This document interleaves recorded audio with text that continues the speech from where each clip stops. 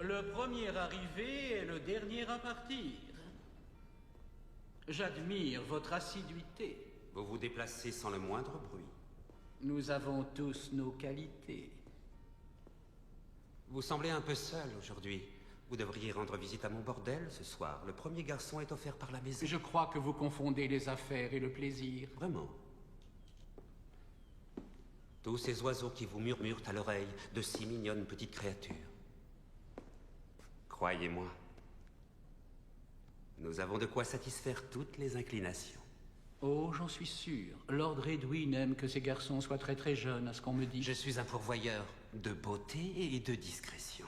Deux choses également importantes. Oui, mais je suppose que la beauté est une qualité très subjective, non? Est-il vrai que Sir Marlon de Tumblestone préfère les amputés? Tous les désirs sont légitimes si on a la bourse pleine. Et j'ai entendu une rumeur épouvantable à propos d'un certain lord qui a un penchant pour les cadavres frais. Il doit être extrêmement difficile de satisfaire cette inclination-là. Les contraintes du ravitaillement. Trouver de beaux cadavres avant qu'ils ne pourrissent. À strictement parler, une chose de ce genre ne serait pas en conformité avec les lois de notre roi. À strictement parler. Dites-moi, y a-t-il quelque part quelqu'un qui garde vos couilles dans une petite boîte? Je me suis souvent posé la question. Et figurez-vous que je n'ai aucune idée d'où elles sont, et dire que nous avons été tellement proches. Mais assez parlé de moi. Comment allez-vous depuis la dernière fois que nous nous sommes vus? La dernière fois que vous m'avez vu ou la dernière fois que je vous ai vu? La dernière fois que je vous ai vu, vous parliez à la main du roi. Vous m'avez vu de vos propres yeux. Des yeux qui m'appartiennent en propre. Les affaires du conseil.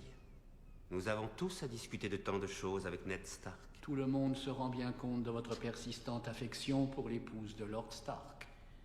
Et si les Lannister sont derrière la tentative d'assassinat du jeune Stark, et que l'on découvre que vous avez aidé les Stark à aboutir à cette conclusion, dites-vous que un simple mot à la reine... On frémit rien que d'y penser. Mais figurez-vous que je suis convaincu de vous avoir vu, vous, encore plus récemment que vous ne m'avez vu, moi. Réellement? Oui. Je me souviens distinctement vous avoir vu aujourd'hui parler à Lord Stark dans ses appartements. C'était donc vous qui étiez sous le lit? Et peu de temps après cela, quand je vous ai vu raccompagner un certain dignitaire d'une cité étrangère, il s'agissait d'affaires du conseil. Bien sûr, il est normal que vous ayez des amis de l'autre côté du détroit. Vous venez de là-bas vous-même, après tout. Nous sommes amis, n'est-ce pas, Lord Varys? J'aimerais penser que nous le sommes.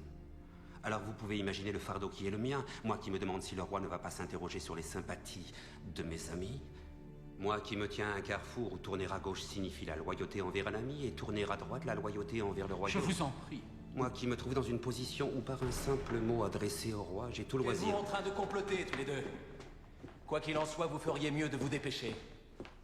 Mon frère va arriver. Pour une réunion du conseil restreint? Des nouvelles inquiétantes de régions lointaines. Vous n'êtes pas au courant?